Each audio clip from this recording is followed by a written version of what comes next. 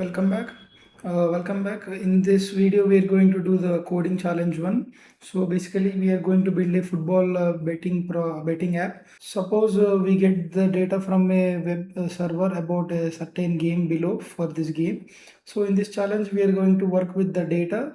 So here are the tasks. So here is coming to the data. Here we have two teams, team one and team two. Here we have players in the format of array, which is of one team, and this is the second team here, and we have the scoreboards and the data. So we'll come to this in a bit. So let's see what the task we are going to create in this challenge one. So coming to first challenge, create one player array for each team. Okay, variable player one and player two. So we are going to name this one as player one and name this as player two. And coming to second, the first player in any array is the goalkeeper and the others are field players. For Bayern Munich team 1, create one variable GK with the goalkeeper's name and one array field players with all the remaining 10 players field. Okay, so while coming to this play team 1, so this one here we are going to call out one player, and then rest of these and all should be in the rest. We'll see that while we are writing the code. Okay, so here we will use the rest operator. And third one, creating an array all players containing all players of both the teams, 22 players. So we are going to combine these both arrays and call it out. So we'll see that in coding. And during the game, Varian Munshi team 1 used 3 substitute players. So create a new array player 1 fields containing all the original team 1 players plus these 3 names here they have given here input. So basically here we are going to input 3 more new players to the existing array team players. So again coming to 5, based on the game odds objects, create one variable for each odd called team 1 draw and team 2. So as you can see here in the question, so here team 1, so here x should be the draw and team 2. Okay, so coming to 6th, write a function print goals that receives an arbitrary number of players, not an array. Print each of them to the console along with the number of goals that were scored in the total number of players names passed in. So here you see, right, these names. So these are the persons who scored goals. So we'll set that. Okay, and also here for the test data, use these players. As I said, these players who scored goals. So they call the function again with the players from game.scores. Okay, and coming to this 7, the team with the lower odds is more likely to win. So print to the console which team is more likely to win without using a if else statement or the ternary operator. Okay, let's do that. Okay, also let's put this into the live server so that we can see in the terminal our outputs. So here we'll write our code constant players 1 and players 2. We'll set this into game.players. Okay, and here we'll console this to the log player 1 and player 2. As you can see here, we have arranged this one into one array and this players into one array, basically divided into two teams. So here we are destructing the long big array by making it to the two parts and assigning them the variable names. Okay, second one, so in the second one we should create one variable goalkeeper and then one array with all the remaining players. When you hear this remaining, so you can think of the rest syntax. So again you will use the destructing based on players of one array. So the team of Basin Muchin player from the team will take the first value and store it in the goalkeeper variable, and then the next all should be field player. It should contain all the remaining values from the array. So let's use the rest syntax here. So constant, here we are declaring GK as the goalkeeper, and also here we are using the remaining all peoples, right? So for that, here we'll say the field players. Okay, and then here we'll set this to the player 1. Okay, and here we'll console.log, and here we'll use gk goalkeeper comma field players. Let's see the output. As you can see here, we got the output here. So the first person is the goalkeeper here, and the remaining rest of the players are called field players here. So let's go ahead and write our third query here. So here we are going to declare the constant all players. So we'll set here this constant to rest of the players 1, players 2. So we'll set all players. Yeah, here I forgot to mention this. Yeah. Now you can see here with one line of code here, all the 22 players were mentioned here. So indeed we got one single array with the 22 elements. This is how useful the operators are, and it is very simple to use, or else without the operators it is very hard, I mean much work to do in the coding. Okay, so that is how powerful the operators are. Now let's go back to the fourth. So in this exercise we are going to create a new array which contains player 1 plus 3 other players. So that's player 1 finals. So let's go ahead and create this here. Constant player 1 finals. So here we'll set this player 1 finals to player 1. From the question here they have given the input 3 persons, right? So we'll just copy those, and here we'll declare them, and we'll remove here the end. We'll separate them by the comma here. Here we are basically unpacking the array and basically into this new array, and then we add the 3 new ones. Okay, so this one we don't need to log to console. If you want to you can do that, but this is the correct way to do that. Let me just show you that for you. As you can see here, to the existing one, here we have declared here 3 more new variables. So that's how we do that. For now I'm just turning this off, I don't want to log in.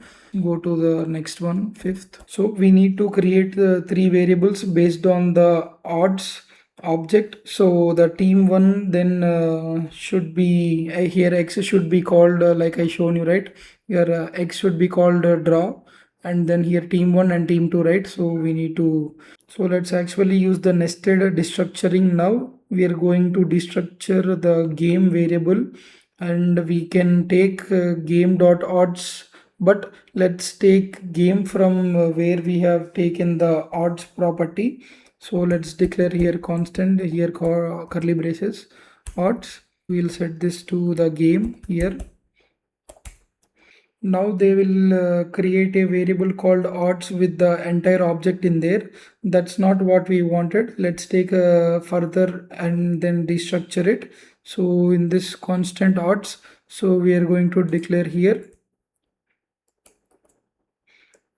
the team 1 comma x of, and then here we'll set this to draw, and then team 2.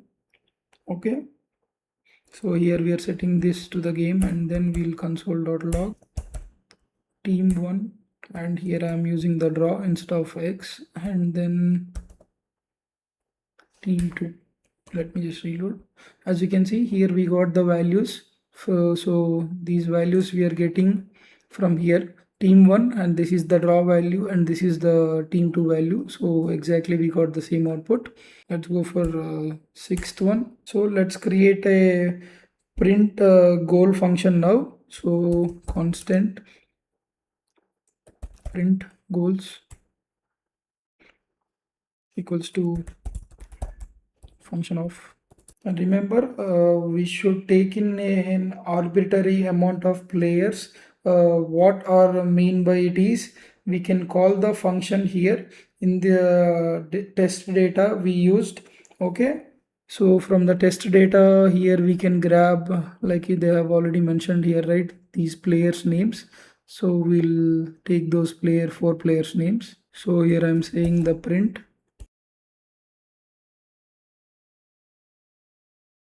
remove and we'll separate them by comma. Okay, but then of course it is supposed to work with the same another number of players. For example, in this example we'll just take again the print. So from here the two values we'll take, so this way, so that in our code we specify here in our code is to use the rest parameters. So let me just go ahead and write in this function. Here I'm going to use the rest operator, players, and then this will basically aggregate all the incoming arguments into one array. So let's just console that to log here.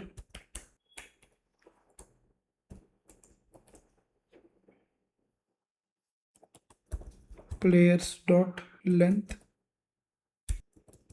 goals were scored. Okay, yeah, here we have to give here print goals. Actually I forgot, so not just print, so print goals, right? See, as you can see here we got our output, so it was right. So basically what we did here was in the print goals first statement, here the four players scored the goals. So here we got the four goals were scored. In the second line we just given two players scored the goals, these two. So here it is giving two goals were scored. So indeed here the function will give four goals and the second one calls two goals. In the question it tells us to use the actually the value game.score array. We cannot just do that. I mean it's not gonna give us the result and as we expect. So let's print goals dot game.score. Okay. So if we write here print goals game dot score. So as you can see here, we get here only one goals were scored. So that because we only passed in one argument, let's take a look at it. Let's add players to C. So here we'll console.log players. So let me just remove this. See, four goals were scored by these players and two goals were scored by these players. So here we are getting, and now let's actually turn off these two here. So with the four elements, so instead we really need these arguments here one by one. So we need to take all the players call of the array. So we use the spread operator to do that. So let me just say here print goals game dot scored. From the question we have passed in the input, right? We are declaring scored by 4, right? So these we are here taking here the from the input from our object. So this is how we write. So now we'll move on with the 7th. Let's now print to console which team is mostly likely to win based on the odds variables. Basically these variables that we created here before team 1 and team 2, which contains these odds. Remember, team with lower odds is more likely to win. We should print to console without if statement or ternary operator, right? So we should use here the logical operator for that. So let me just write here the team 1 is less than team 2. Here we are setting the constraint, and then here we will say console.log team 1 is more likely to win. And when we want this to be evaluated based on the result of the operator is true, and which logical operator for that contains operation with the first value is true. So well, here we'll use the AND operator. You get it right? Here we'll use the AND operator. And the OR operator short circuits when the first value is true. That is not what we wanted in this case. When it is true, we want it to evaluate to continue. So yeah, team 1 is likely to win. So if here the odds the other way around, see here team 1 is more likely to win, here we are getting.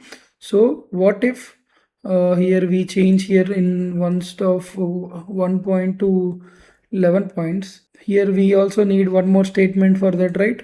So let's just copy this and then paste it again, and here we'll simply just change the symbol, and here we'll say team 2 wins.